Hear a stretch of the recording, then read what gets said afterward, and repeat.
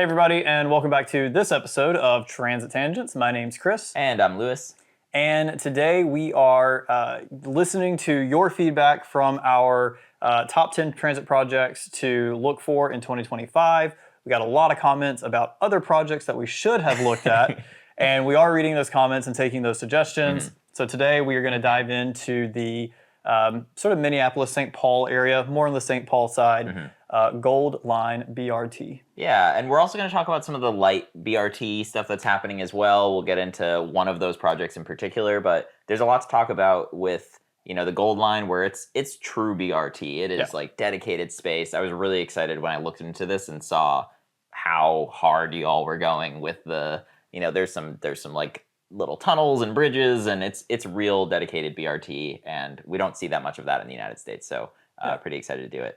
Before we get started, though, we want to call out we have some new swag, as you've probably seen on the YouTube little scroller. It shows hoodies and T-shirts and socks and stickers and hats. I am not a hat person, but I'm wearing it today.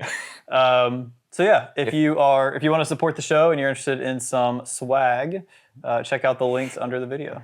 Without further ado, though, let's jump into the episode here. Let's start off with the Gold Line. And throughout, we're going to kind of talk about some comparisons between this Gold Line, which is like the true BRT, as well as we're going to talk specifically about the B Line, which is another route that's going to be opening in the area, and kind of comparing and contrasting some pros and cons between the true BRT, the kind of light BRT, things in between as we kind of go. But have you been to Minneapolis? I have not been outside of the airport. Okay. Gotcha. I'd like to go, though. Yeah. The bikeability in Minneapolis is supposed to be really great also. I think we will at some point do a Minneapolis in a day using public transit. I've been to Minneapolis and the St. Paul area for work before, and it's a beautiful, beautiful area. And the connectivity between these two cities and all the potential that's there and what already exists is really, really incredible. Fun fact, Minneapolis was the place, first time I ever saw a frozen lake. Wow. And I saw it and I was like, why is the water dirty? And I was like, oh, no, it's just ice. You can now tell Chris is from the South if you very weren't able to tell that before. Anyway, the Gold Line, scheduled to open this year in 2025, is a 10-mile project, again, with true BRT infrastructure along the route. It's scheduled to open in March, which by the time this comes out, it might be open like close to now, very soon. It creates 11 new stops primarily along the I-94 corridor, 16 total stops in general. Some of them are kind of overlap with existing stops in the downtown St. Paul area. I'm sure some of them are being reworked, so those numbers might be a little off as far as what's new and what's an existing station. But most of the project is fit within an existing right-of-way, so that's a huge cost savings, a huge benefit to the community to be able to use this existing right-of-way. You know, fewer chances of eminent domain and all that kind of thing. Yeah. In total, there's about 93,000 jobs within a half mile of the station, which is also huge for getting commuters around. Totally. And kind of one last little fact about it is about 13% of the people who live within that same catchment area of a half a mile from the station don't own a car. So this will be a major benefit to folks who already are relying on transit in the area, and will also have the added benefit of potentially being appealing to folks who might have a car but are thinking about getting rid of one car and being a one-car household, or are looking for alternatives to commute into St. Paul. I think this is also a good time to call back to our BRT episode. If you're curious about what the difference between BRT and other types of bus networks, how that kind of breaks down, we have a whole episode about BRT. We don't see a lot of BRT in the US. So this project's really exciting because it's sort of the best thing we have is like a real bus rapid transit. What we see in other cities is maybe a dedicated bus lane that then merges back in with regular traffic. We see a little bit of we saw a little bit of movement in Houston with BRTs. Yeah. The mayor there has cut most of that service. Right. So this is a really exciting project. Totally. No, and this project has been floated for a while, actually. So it first came up in the mid-2000s/2010s. At one point, it was looked at into doing a rail line in this area. But ultimately, for cost reasons as well as for kind of ridership projections, they decided that true BRT was the way to go. It essentially is going to act as a bit of a commuter service, but more frequent commuter service, we'll say. So It's supposed to run service all day long. They don't give exact times on any of the documents here, so I'm not sure if all day long means 24 hours, if it means 6 a.m. to midnight. I'm not sure the specifics here. I'm sure we will find out very soon.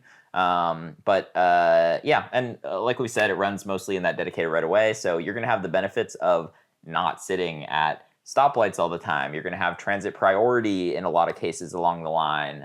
Drivers will not be stuck sitting in traffic, essentially. Right. You'll be able to cruise right along on the BRT line directly into St. Paul or back home if you're heading the other direction. Yeah, when we say it follows the right-of-way, it's not necessarily like just a lane of the highway that's been dedicated to this. It is its own standalone network for most of the path. Right, yeah, most of it runs on the north side of I-94. It kind of weaves between a mix of along neighborhood streets, but also just on its own roadways. It bridges over several intersections. It goes under several intersections. It's pretty cool to actually look. If you're watching, you can see. If you're listening, I'll try to describe. Like it's really well integrated in, and just it exceeded any expectation that I thought I was going to have of this. At least seeing the renderings and whatnot. Now I have not seen it in person, so people in Minneapolis tell me if I'm wrong, or in St. Paul tell me if I'm wrong. But, yeah. So all in all, it sounds like the project's pretty well organized. It has its right of way. It seems like it's going to be delivered on budget. It's cost-wise, it's good for the community. Mm-hmm. Some downsides with how this particular model in the St. Paul area works out. With it running along a highway, it's harder to connect communities, I think, in a way. Mm-hmm. So people don't necessarily want to live next to a highway. This promotes some development on that highway of when you're going to build things, build new housing to try to connect to this BRT. You're building it really close to the highway. That may be not the most desirable for some people. It's just for most people, I don't think most people want to live within earshot of a highway, seeing a highway, having the health effects of being next to a highway. You also don't want to cross a highway. So with this running on the north side of I-94, you're going to try to have a catchment area on the south side of the highway as well. So now people have to cross the bridges to get over. Not the most enjoyable experience. Right. Yeah. If you figure, and when Chris talks about a catchment area, and I think I mentioned it earlier too, just picture a round radius around a station, and think about how far would you walk to get to a station, or how far would you bike to get to a station? And if that range is somewhere, half a mile is probably the farthest end of that for most people. And a lot of that half a mile radius is just literally taken up by highway. I also think about people in Minneapolis are definitely built different than I am. I cannot walk half a mile in the cold weather conditions they get up there. Yes, yeah. But I'm sure that's not a big issue for some of the people in Minneapolis. No, agreed. And St. Paul area. Agreed. A couple positives or nice features that this system is doing that I appreciated seeing. They're doing pay before you board at each station, so there'll be a way to either tap or swipe or whatever it may be before you get on the bus, and that may sound like a small thing, but it's actually saves a lot of time. If you're someone who doesn't ride a bus, every time the bus stops, usually you spend a good bit of time people getting up there, either paying with a credit card, putting quarters into the machine, trying to scan a QR code on their phone. And if 5 or 10 people are getting on at a given stop, it might take a solid 60 seconds, 90 seconds for all those people to get on and sit down before the bus can start going again. But with this pay before you board, folks have already paid to get on the platform essentially, and they just walk on the bus and sit down. It feels a lot more like a train experience getting on a light rail than it does getting on a bus. Totally. There's also some trade-offs with it as far as enforcement of paying the fare and whatnot. There's a little bit more of a trust system going on. But again, I think the main goal here is to get people moving. And I think most people will pay their fare. So absolutely. You already mentioned the frequent all-day service. We don't have, like I said, don't have the schedule for that, but stay tuned. Yes. And then the one that I like the most is the heated shelters. Going back to saying that Minneapolis people are built differently than I am. Yeah. I would have to have a heated shelter, and that's honestly something I wish more transit agencies built into their system, because we have sat at some very cold bus stops. Totally. And I've actually seen, even on some busy local routes in the Minneapolis-St. Paul area, I've seen images and videos on Twitter of the heated things where you can literally walk into it's like a glass usually bus stop or plexiglass or whatever, and there's a button you press inside and it turns on the heater when you get in there, and it probably stays on for a couple minutes or whatever. Yeah. Pretty cool. But yeah, a couple other benefits here though. We've got limited stops to keep the buses moving. Obviously, if you do too many stops, it's going to take a while. So the stop spacing is pretty nice along the route. Yep. And also signal priority, which we hammer on a lot in our reviews of transit in city, is that buses and on-street trams, they need signal priority. This will have the signal priority where it encounters intersections. Totally. And it's interesting. There's like technology in the buses that will essentially allow the drivers to ask for an extended green light or for a green light to change faster from a red to a green, which is pretty cool. And we see that in some places, even in Austin. Apparently, there are a couple places where buses can do that, and I think I've seen some of it along the 801 and 803. There's also some like on Fifth Street near the Whole Foods. There's a section where they can get signal priority. There's a couple places in town. Yep. But yeah, with that, let's move into expected ridership. Yeah, expected ridership starts off around 6,500 people a day. They expect that to increase to about 9,000 people per day by 2040. So for context, to compare that 6,500 or 9,000 riders a day, the busiest bus in the city right now sees about 10,000 riders per day. So this is this will be a very well used route on the system. I-94, which this runs along, sees a lot of traffic. Yes. Hopefully this will kind of help alleviate some of that and also offer folks who commute along the corridor an alternative to sitting in traffic every day, to instead sitting on a nice bus and having it whisk them away to downtown. Yeah. This will also serve a lot of low-income communities in this area. As you said, about 13% of the households don't own a vehicle. That obviously doesn't correlate to necessarily low-income communities, but a lot of these communities may not have a car, or it may be economically beneficial for them to take the bus into downtown St. Paul and then the train to Minneapolis or wherever they need to go. Totally. Along with this project, we kind of talk about the importance of housing and transit a lot now on this channel. We've done, if you're interested, we actually had a really interesting episode with a friend of ours named Cutter, who kind of works in that space here in Austin. We'll put a link for folks who are interested, but there are quite a few potential areas for transit-oriented development along this line. So a couple stations in particular include the Etna station, the Sunray station, the Maplewood station, as well as the last couple stations on the line, which are currently set up more as park and rides. There's a lot of room over there. Yeah, looking at the satellite imagery, a lot of sort of woodland around those park and ride stations. And others include like the Sunray station that I mentioned is essentially a strip mall. We've talked about how those can be kind of redeveloped in a couple episodes on the show as well. So your favorite phrase. Yes, where you see surface parking lots, I see potential. I keep saying we're going to make a T-shirt for that, but maybe by the time this comes out, I'll make a T-shirt. With those transit-oriented developments, though, the one thing I will point out is, again, they're going to be along a highway. It's not the best spot for this, and this is like an issue that we see in cities in the U.S. and in North America in general, is that so often dense housing, like it's always built on just terrible roads for the most part. Not always, but oftentimes it'll be concentrated on these main arterial roads because folks in the neighborhoods don't want an apartment in their neighborhood, and you end up with tons of folks living on these really busy, dangerous roads that are, it's not a great scenario, but it's kind of what we have. So we'll take it, I guess. Yeah. The Gold Line's not the only development that's really happening in this St. Paul area. There are other lines like the Green Line. We're not really going to get into those, but if you are interested in learning more about what St. Paul and Minneapolis area, what they're doing, there is a great website when you look up, or you kind of Google the Gold Line, kind of goes through all the other connections that are going to kind of intersect with this line. So a lot of good connectivity, a lot of really good work, I think, coming out of this area.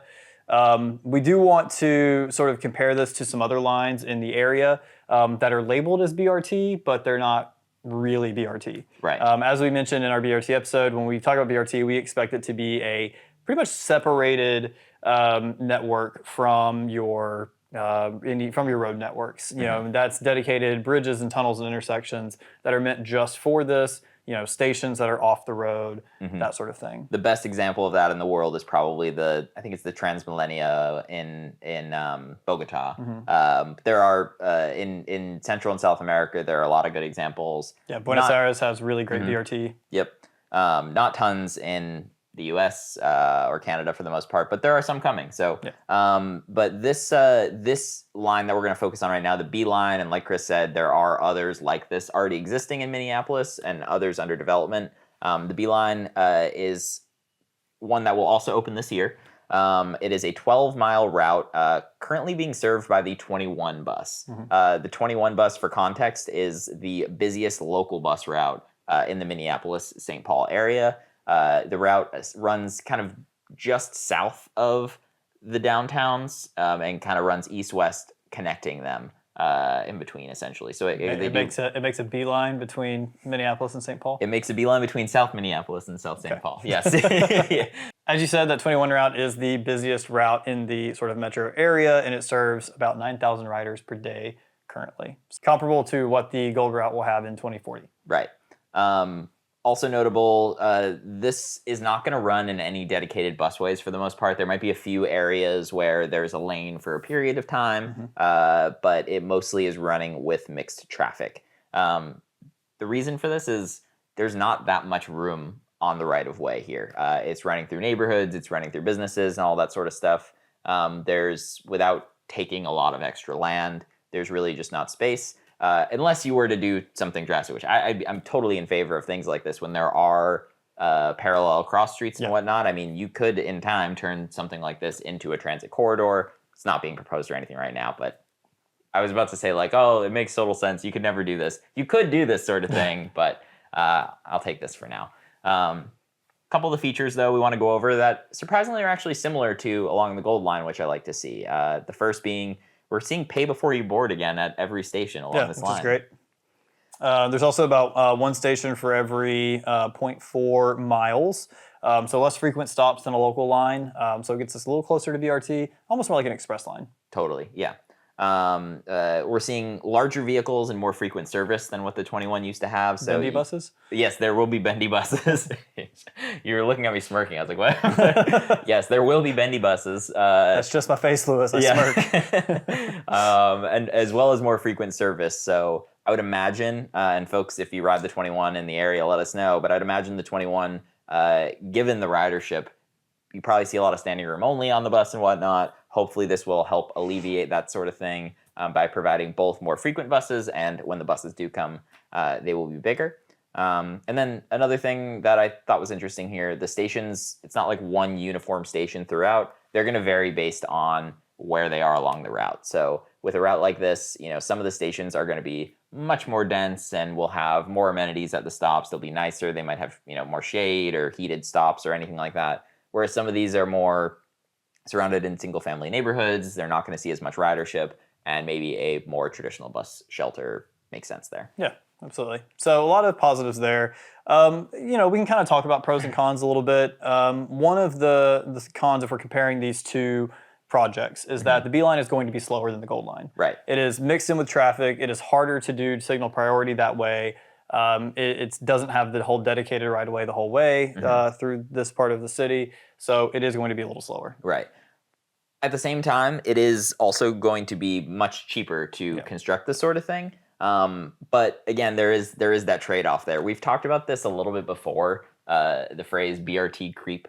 And I want to spend a second on this actually. So the idea of BRT creep is that you propose, we're going to do this great BRT line, something that looks more like the Gold line, dedicated right of way the whole way, bridges, signal priority, all of this sort of stuff. And then as the project continues along the process and things start to go over budget and, this might be more expensive than we thought, or this is going to take too much time, slowly the project gets whittled down and whittled down and whittled down. And now you just have a regular bus that sits in traffic with everything else, that doesn't have signal priority. And sure, you might have saved some money or done it on time, but you no longer really have BRT. Right. At best, you have BRT-Lite. And this is something that, this is a big reason why I feel like I push for light rail in a lot of cases where it makes sense, is because it's harder to have BRT creep when Yes. you're doing a light rail necessarily. And Although you can run into the same issues, but once you build a light rail, it's also a lot harder to justify stopping that service. What we've seen with BRT, Houston's a good example. You have areas near the sort of Galleria area, uptown area of Houston, and you have this beautiful dedicated bus lane that runs through this part of the city, and it has signal it had sort of signal priority it at each could of the have better, intersections. but Could have been better. yeah. But it is just this nice little strip of bus lane that's separated by these little gardens. It's just as we saw. It was very easy for the mayor to say, "No, we don't need that. Right. Let's use a smaller bus. Let's make it cheaper to operate." Let's run it less frequently. Yeah. Yeah. One other thing too is that studies have shown that with bus lines and BRT lines, yes, the upfront cost is cheaper to build these, but over the long term, you spend a little more than you would on a light rail operation with the operations. Right. You have to pay bus drivers. The buses require a lot more maintenance. There's just more operational expense that goes into this BRT line versus light rail, which comes with some more streamlined operations. Yeah. Not to get into a whole light rail thing, but I just the concept of BRT creep though is not something that people think about all the time, I would imagine. A few other kind of pros and cons with this system in particular. I think, well, obviously buses getting stuck in traffic, we've already kind of covered that, but having these kind of even BRT-Lite lines, like the B line will be, it's totally easier to understand than a regular bus line for the most part. Usually systems like this are branded better. They might be shown differently on the maps and almost be drawn out more like a metro line would be or a train line would be. And I think it is a good first step for someone who isn't a transit person to like learn how to ride the bus. I absolutely agree. Before starting this podcast, one of my things I was sort of apprehensive about with buses, it wasn't the normal things people are, refuse to ride buses about, like the people on the bus and all this kind of stuff. It was, I don't know where this bus is going. Right. Obviously, Google Maps and Apple Maps, things like that, do a really good job of helping you navigate, but buses, it's a little uncertain. They can deviate from their existing path. A light rail can't do that.